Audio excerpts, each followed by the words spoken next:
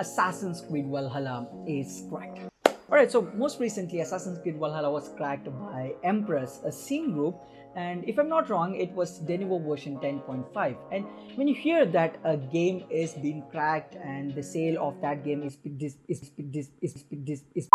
being disrupted because that game is cracked, you might get a question inside your mind that how do these guys crack a game? So in this video I'm going to explain you game piracy in general, like how do they crack, how do they approach a game to be cracked, and the second one is who are these scene groups who are working behind these game cracks, and the third one is are they safe to download. And I'm really sorry because of these loud noises happening outside my house.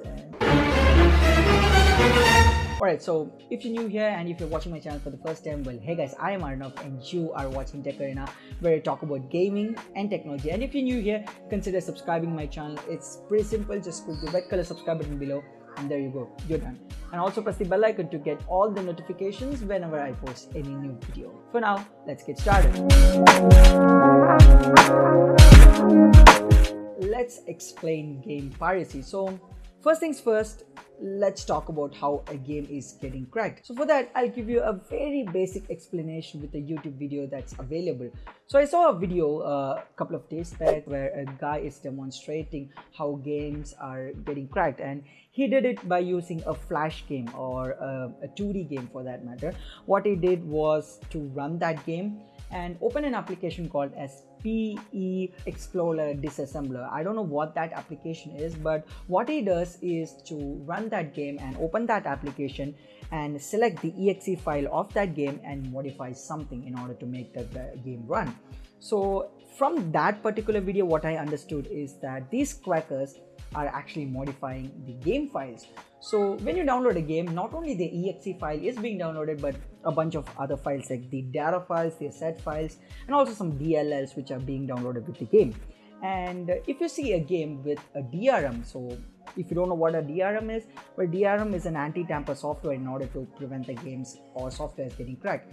And if you don't know the various different DRM companies that exist, well, Denuvo is one of the famous DRM companies, and if you see Denuvo games that are existing, the exe file of that particular Denuvo game will be higher in size. So say for example, Assassin's Creed Valhalla's exe file with Denuvo was around 300 or 400 megabytes, but after that game is being cracked, it's around only 30 megabytes, which clearly indicates us that the crackers have removed the Denuvo protection from that exe.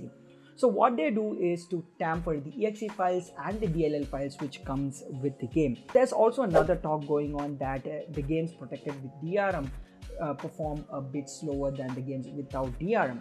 So I have a logical explanation to that. Well, it seems that the security checks or the security software that is being baked into the exe file performs a periodic check while the game is being run.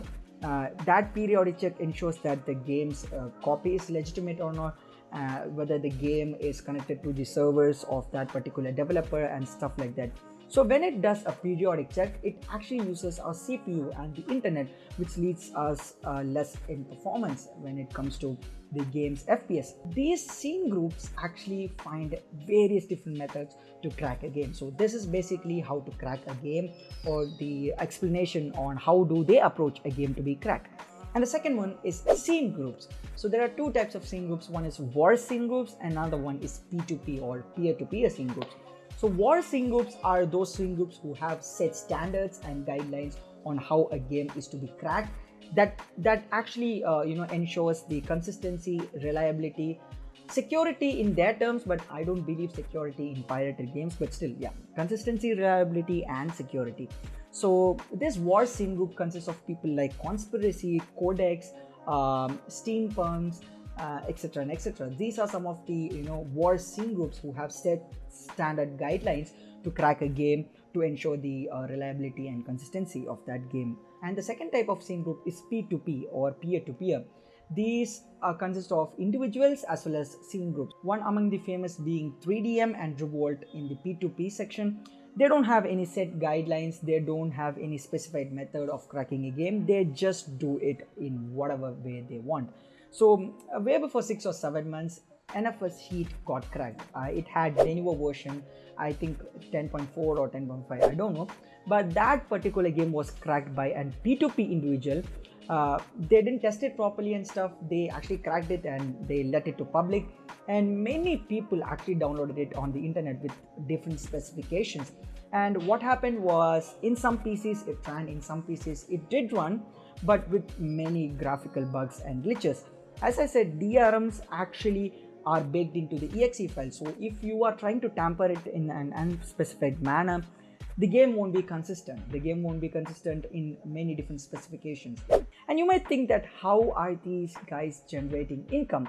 So these war scene groups and these P2P scene groups claim that they are just doing it for fun. They're just doing it for, leading into the internet world. Like, they are just doing it just for competition. But I don't think they're doing like that. Like, who works day in and out for just getting nothing?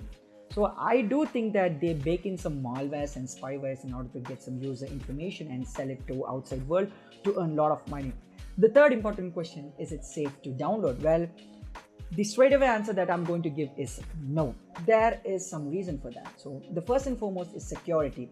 Even though these war scene groups ensure security in their releases of games, I don't think that these guys don't do it for free. I mean, these guys can, bake in some malware or spyware, and an empty mind is a devil's workshop. So these guys might bake in some malwares and spywares in order to get some user information and sell it outside to earn more money. And the second one is the poor devs. I've literally seen some developers working very hard in order to get a good output, and I know not everyone can afford games, but the only solution for that is, if some developers are seeing this video, just reduce the price of your games. Like, in India, an average gamer can spend around 1000 to 1500 rupees max to buy a game. That is even expensive.